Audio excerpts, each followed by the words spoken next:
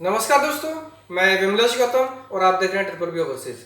दोस्तों, ये वीडियो मैंने किसी जॉब के बारे में नहीं बनाया। ये वीडियो मैंने कुछ इन्फॉर्मेशन के बारे में बनाया और ख़ास तौर से कुछ इन्फॉर्मेशन जो कैंडिडेट को पता होना चाहिए। क्योंकि कई बार क्या होता है कि कुछ कैंडिडेट को ज्ञान होता नहीं है, अल्प ज्ञानी होती हैं, अज्ञानी होते हैं और वो कमेंट्स करते हैं। दोस्तों, मैं कुछ चीज़ों को आपके सामने रखना चाहता हूँ। वो चीज़ें आपके लिए भी इम्पोर्टेंट हैं और ये प्रोसेस के लिए भी इम्पोर्टेंट है। सबसे पहला इंपॉर्टेंट क्वेश्चन है, अपने देश में लगभग 1,500 से ज़्यादा रिक्रूटमेंट एजेंसीज हैं जो रजिस्टर्ड हैं गवर्नमेंट ऑफ इंडिया में। राइट, ई माइग्रेट की साइट पर मोर देन 1,500, लगभग 1,600 जैसी हैं, हम 1,500 से ऊपर मान के चलते हैं। 1,500 से ऊपर जो रिक्रूटमेंट एजेंसी है, बताइए कितनी एजेंसी के यूट्यूब पर चैनल हैं या सोशल मीडिया में होते हैं? ये आप प्लीज़ सर्च करके बताना। उसका रीज़न क्या, मैं क्यों पूछ रहा हूँ, उसके पीछे कुछ लॉजिक्स हैं, क्योंकि यहाँ पर थ्योरी प्रैक्टिकली वाली बात चल रही है। ठीक है, आप ये क्वेश्चन थोड़ा नोट करना कि इंडिया में जितने रिक्रूटमेंट एजेंसी हैं जो लाइसेंस होल्डर हैं, उनके कितने लोगों की यूट्यूब चैनल है। दूसरा पॉइंट, जितने लोगों की यूट्यूब चैनल हैं लेकिन जो मतलब यूट्यूबर्स हैं जो सिर्फ इन्फॉर्मेशन देते हैं, वो लोग कितने परसेंट जॉब प्रोवाइड करते हैं। आप दोनों का अगर रेशियो निकालेंगे तो आपको एग्जैक्ट सिचुएशन पता चल जाएगी कि एक्चुअली सिचुएशन क्या है। ये बिल्कुल वैसी सिचुएशन है जैसे एक कॉलेज में प्रोफेसर हो, कॉलेज का प्रोफेसर मैकेनिकल इंजीनियर को जिस तरीके से समझता है, डीपली ए टू जेड सब कुछ जानता है, बट प्रैक्टिकली वो कुछ नहीं जानता। क्योंकि अगर मैं प्रैक्टिकली किसी कंपनी के इंजीनियर से उसकी मुलाकात करा दूं, तो व्यवहारिक जगत का जो प्रैक्टिकल वे है, उस वे में काफ़ी चीज़ों से वो अनटच होता है। कॉलेज का जो प्रोफेसर होता है वो किसी भी चीज़ को एक स्ट्रेट लाइन के रूप में देखता है, जैसे लाइफ एक सीधी लाइन के रूप में है। दोस्तों, सबको पता है कि लाइफ सीधी लाइन है, उसमें उतार चढ़ाव प्लस माइनस होते हैं। कहीं पर सिचुएशन होती है जहाँ पर प्रैक्टिकल थ्योरिटिकल नॉलेज काम नहीं आता है, वहाँ पर लॉजिक्स काम आते हैं। दोस्तों, जितने भी यूट्यूबर्स हैं वो इन्फॉर्मेशन देते हैं ऐसा होता वैसा होता, मैं उनके ज्ञान को अप्रिशिएट करता हूँ, तारीफ करता हूँ, उनको काफ़ी अच्छा नॉलेज है, बिल्कुल। इसमें मैं उनके ऊपर कोई संदेह क्वेश्चन मार्क नहीं लगा रहा हूँ मैं, लेकिन पॉइंट ये है कि वो सिर्फ इंफॉर्मेशन दे सकते हैं, जॉब्स नहीं। राइट, इस चीज़ को मैं रिपीट करता हूँ, जितने यूट्यूबर्स हैं मैक्सिमम 80 to 90% यूट्यूबर वो जो इन्फॉर्मेशन देते हैं वो सिर्फ इन्फॉर्मेशन दे सकते हैं, जॉब नहीं दे सकते हैं, गारंटी इस चीज़ की। क्योंकि अगर वो जॉब दे सकते हैं तो उसके ऊपर जो लॉजिक है, मैं सेकंड लॉजिक बताऊंगा, आपको क्लियर हो जाएगा। अब सेकंड लॉजिक है कि जो रिक्रूटमेंट एजेंसी है उनका यूट्यूब पे चैनल क्यों नहीं है, जबकि उनके यहाँ से 100, 150, 200, 300, 500, कभी कभी 1,000 लोग एक महीने में फ्लाई करते हैं। वो लोग भी तो चाहे तो अपना वीडियो डाल सकते हैं, क्यों नहीं डालते हैं? उसका सबसे बड़ा रीज़न है कि जो कैंडिडेट्स होते हैं ना, कैंडिडेट्स वो अल्प ज्ञानी होते हैं और अज्ञानी, सबकी बात नहीं कर रहा हूँ, कुछ लोग होते हैं। राइट, बाकी जो ऑब्वियसली जो लोग सर्च करने वाले होते हैं वो टैलेंटेड होते हैं, दिमाग लगाने वाले होते हैं, कुछ अपना लॉजिक लगाने वाले होते हैं, बट कुछ लोग होते हैं वो अल्प ज्ञानी होते हैं। और अल्प ज्ञान होना काफ़ी नुकसानदायक होता है। अल्प ज्ञानी लोग जो कमेंट डालते हैं, बिना चीज़ों को समझे लॉजिक लगाए कमेंट डालते हैं, तो वो चीज़ के लिए वो जो रजिस्टर्ड ऑफिस होते हैं उनके पास इतना टाइम नहीं होता है कि कमेंट्स को रिप्लाई करें, उनके पास वर्कलोड ही काफ़ी होता है। That is very true. Right, इस चीज़ के ऊपर आप लोग भी थोड़ा स्टडी करके देखना कि ऐसा क्या कारण है कि जो बड़े बड़े नेम हैं, जो एम्पायर हैं, साम्राज्य जिनका बहुत बड़ा लंबे समय से मार्केट में जमे हुए हैं, उन लोगों का यूट्यूब चैनल क्यों नहीं होता है। वो चाहे तो मतलब एक वीडियो डालें, लाखों में लोग व्यू करें, क्योंकि वो तो काफ़ी लोग बेच चुके हैं, वो भी तो कर सकते हैं ना, बट वो नहीं करते हैं। क्यों? क्योंकि प्रैक्टिकल चीज़ें देखेंगे तब समझ में आएगा। राइट, यहाँ पर मैं आपको प्रैक्टिकल और थ्योरेटिकल दोनों के ऊपर मैं कुछ चीज़ें बताना चाहता हूँ। एक छोटा एग्जांपल है, जैसे आपने 3 इडियट्स मूवी देखी हो। 3 इडियट्स मूवी में रेंचो और अपना चतुर और रेंचो के बारे में अगर बात करते हैं ना, तो चतुर को थ्योरेटिकल नॉलेज पूरा था, जैसा कि किताबों में लिखा वैसे सब कुछ था। राइट, और रेंचो किताबी नॉलेज से हट के प्रैक्टिकल नॉलेज में भी था। जब वो लद्दाख में वहाँ पर एड्रेस पूछने के लिए गए, तो चतुर ने पूछा, वो बोलता कि उसको पढ़ना नहीं आता। लेकिन जब राजू ने, जो कि उसका फ्रेंड था, उसकी संगत का असर था, तो राजू ने पूछा तो उसने कहा कि पढ़ना नहीं आता तो बोलना तो आता।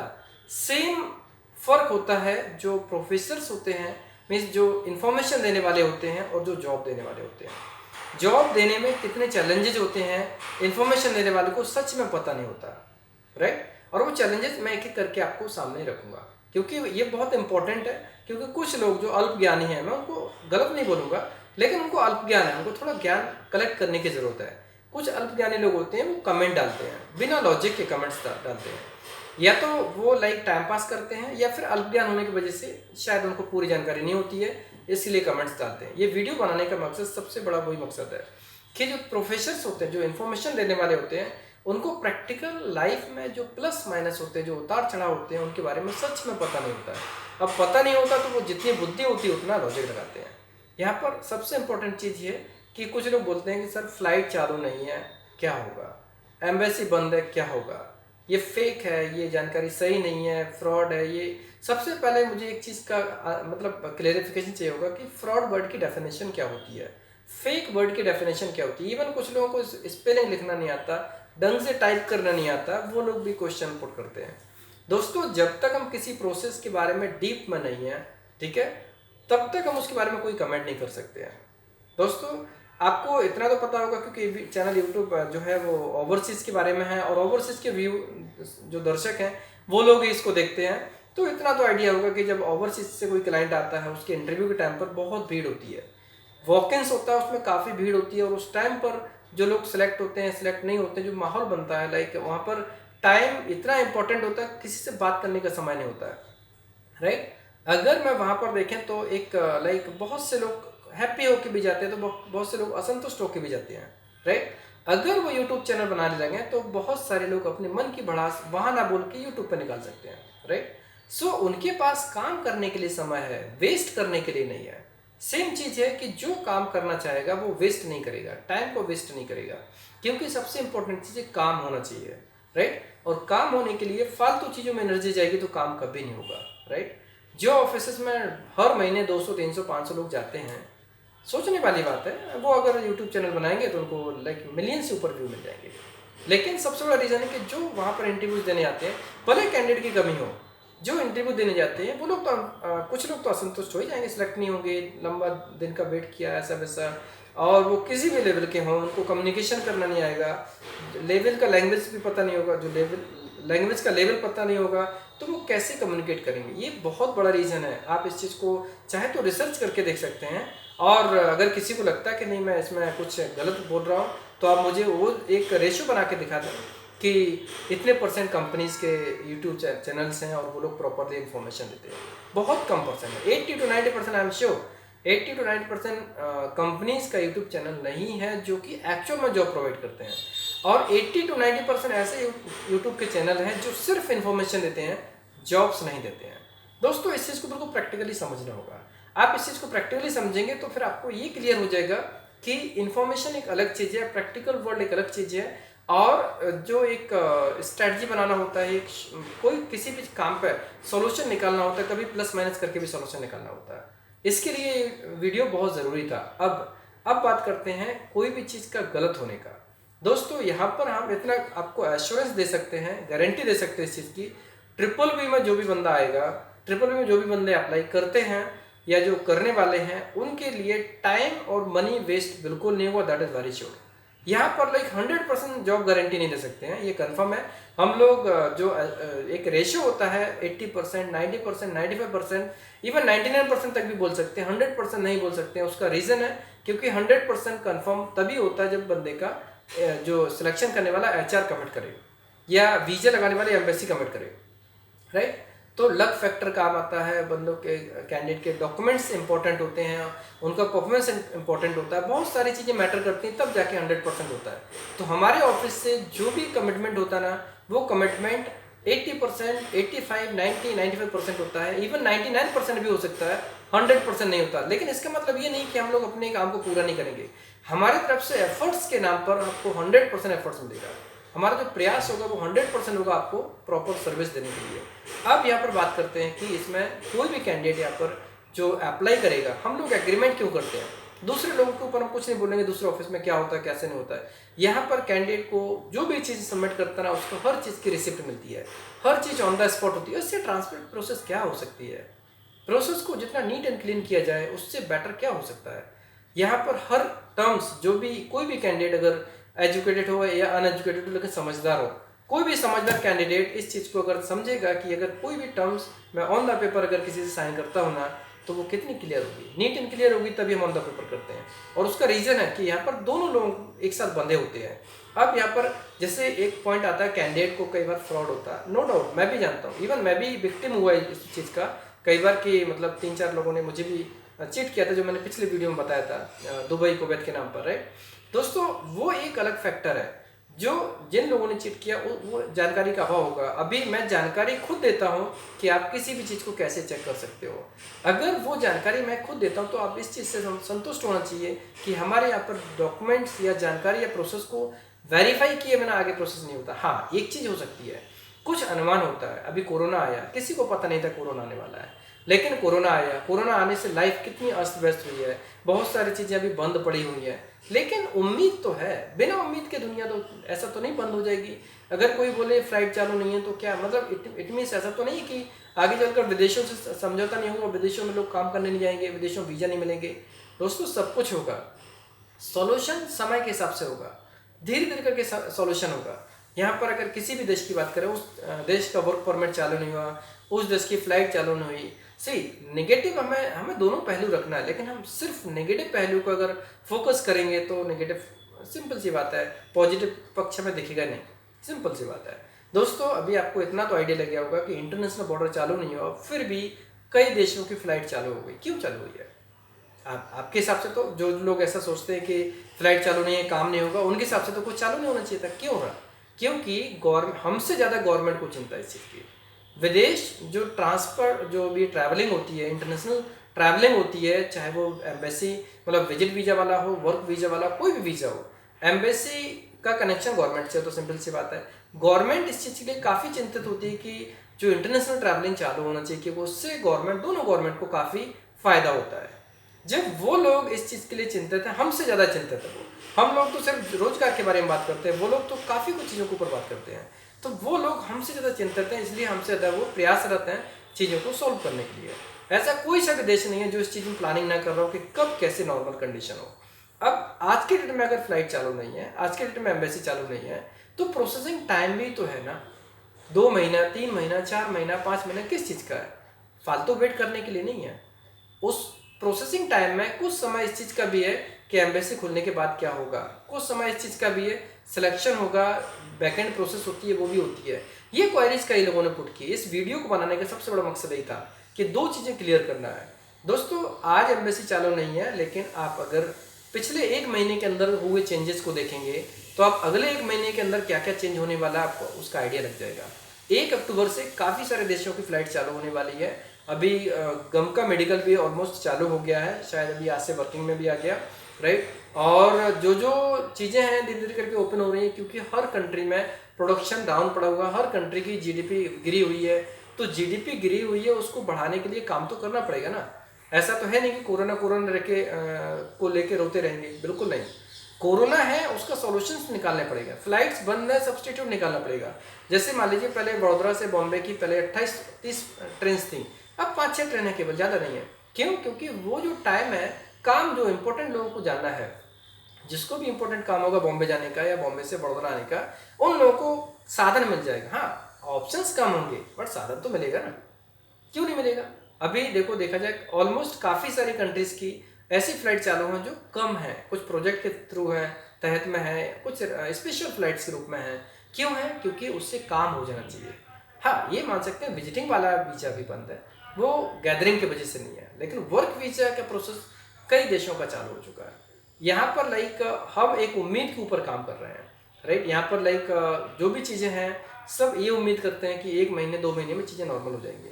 इसलिए जो भी हमने वीडियो अपलोड किए हैं, इस चीज़ को क्लैरिफाई करना बहुत ज़रूरी है कि यहाँ पर एम्बेसी बंद नहीं है तो काम कैसे होगा। दोस्तों आज फ्लाइट नहीं करना, सबसे इंपॉर्टेंट पॉइंट ये कि आज फ्लाइट नहीं करना, और 3 से 4 महीने में, 2 महीने में, 3 महीने में चीज़ें नॉर्मल होंगी। ये आप भी जानते हो, हम भी जानते हैं, और उसके ऊपर अनुमान लगाते हैं। हाँ, हो सकता है कुछ टाइम का प्लस माइनस हो, तो वो प्रोसेसिंग में हो जाएगा। अगर किसी कंट्री का वीज़ा निकल गया, फ्लाइट में लेट हुआ, तो वहाँ की कंट्री उस वीज़ा को ऑटो एक्सटेंड कर देगी, कंफर्म है, उसकी वैलिडिटी थोड़ी बढ़ा देगी, तो काम होगा। यहाँ पर हार्ड एंड फास्ट नहीं है, जो दुनिया में सबको हो रहा है उसका सामना हमें भी करना पड़ेगा।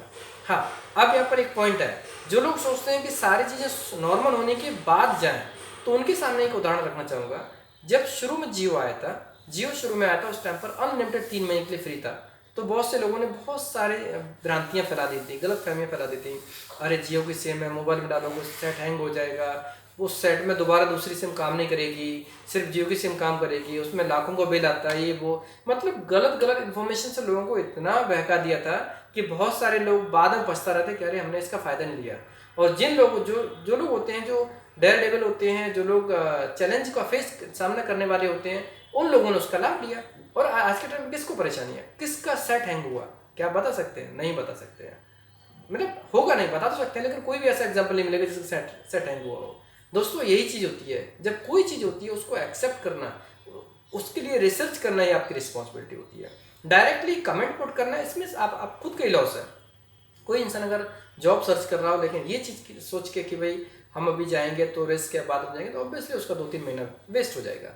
सो यहाँ पर ये सबसे इंपॉर्टेंट चीज़ है कि प्रोसेस कैसे होना है। मैं आपको एक बार अपनी प्रोसेस क्लियर कर देता हूँ, हमारे BBB की प्रोसेस क्लियर कर देता हूँ, BBB ओवरसीज में आने वाले कैंडिडेट की प्रोसेस क्लियर कर देता हूँ। हमारे पास कोई भी वैकेंसी आती है, उस वैकेंसी के लिए सबसे पहले हम डॉक्यूमेंट्स मंगाते हैं।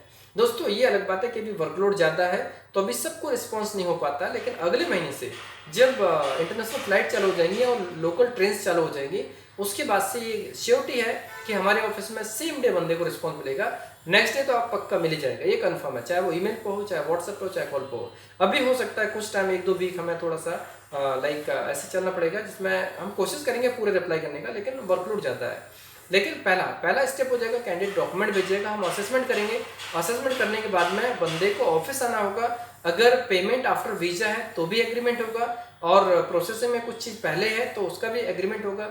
एग्रीमेंट होने के बाद एक्चुअल प्रोसेस चालू होगी, उसके बाद सिलेक्शन होगा, CV सिलेक्शन होगा, इंटरव्यू होगा, स्काइप टेलीफोनिक जो भी इंटरव्यू हो, वीडियो रिज्यूमे के थ्रू हो, सिलेक्शन हो गया, ऑफर लेटर आया, ऑफर लेटर आता होगा तो ऑफर लेटर आएगा, नहीं आता होगा तो कंफर्मेशन आएगा, और उसके बाद में वीज़ा अप्लाई होगा। वीज़ा आने के बाद में अगर किसी में एम्बेसी का इंटरव्यू होता तो एम्बेसी का इंटरव्यू होगा, नहीं होगा तो डायरेक्टली वीज़ा आएगा, और उसके बाद किसी का स्टैंपिंग होता तो मेडिकल के बाद स्टैंपिंग होगा, मेडिकल अगर स्टैंपिंग नहीं होता तो मेडिकल होने के बाद में बंदे का टिकट बुक हो जाएगा, बंदा अप्लाई कर देगा।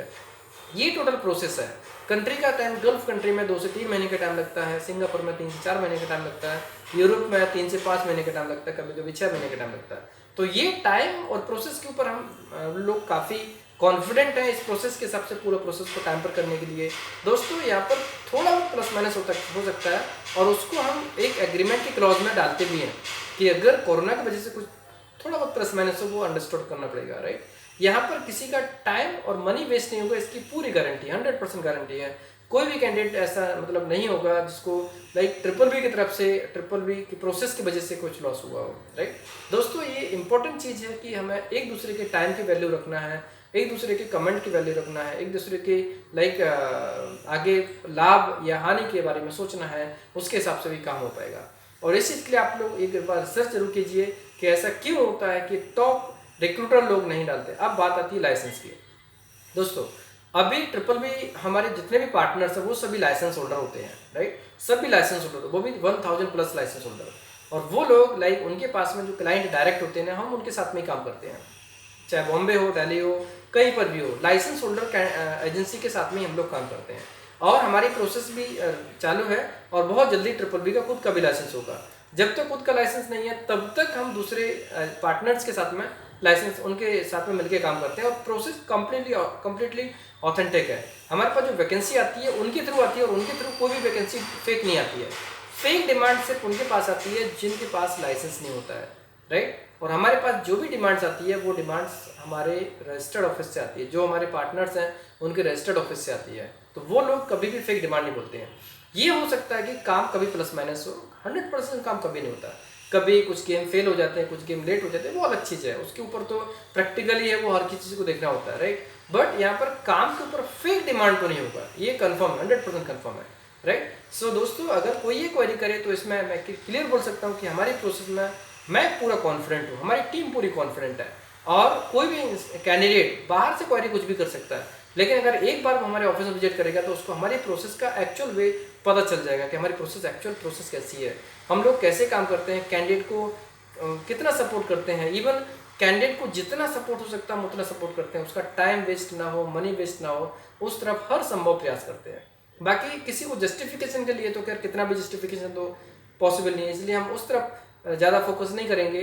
जो अज्ञानी लोग हैं, जो अल्पज्ञानी लोग हैं, मैं भगवान से दुआ करूँगा कि उनको थोड़ी बुद्धि मिले और वो लोग थोड़ा सा मेहनत करके ज्ञान अर्जित करें, जिसके बाद उनको अच्छे से नॉलेज हो कि एक्चुअल प्रोसेस कैसी होती है, कहाँ सही कहाँ गलत होता है, क्या कौन सी प्रोसेस कैसी होती है और कहीं पर किस चीज़ को कैसे हमें रिएक्ट करना होता है। दोस्तों, ये वीडियो कैसा लगा? इस वीडियो को बनाने का मकसद यही था कि सबको इसके बारे में जानकारी हो और ख़ास तौर से टाइम वेस्ट ना करें। इसमें टाइम पास करने के लिए टाइम नहीं होना चाहिए। कोई भी काम करना है तो टाइम प्रोडक्टिव वे में खर्च होना चाहिए, राइट? तो प्रोडक्टिव वे में तभी होगा जब पॉजिटिवली सोच के काम करेंगे और उसके बाद ही सब कुछ अच्छा होगा। दोस्तों, वीडियो पसंद आए तो लाइक कीजिए, कमेंट कीजिए, शेयर कीजिए। हमारे वीडियोस को लगातार देखने के लिए चैनल को सब्सक्राइब कीजिए, घंटी वाला ऑप्शन ज़रूर दबाएं, जिससे कि आपको आने वाले सारे वीडियोज़ के नोटिफिकेशन सबसे पहले मिलेंगे। धन्यवाद।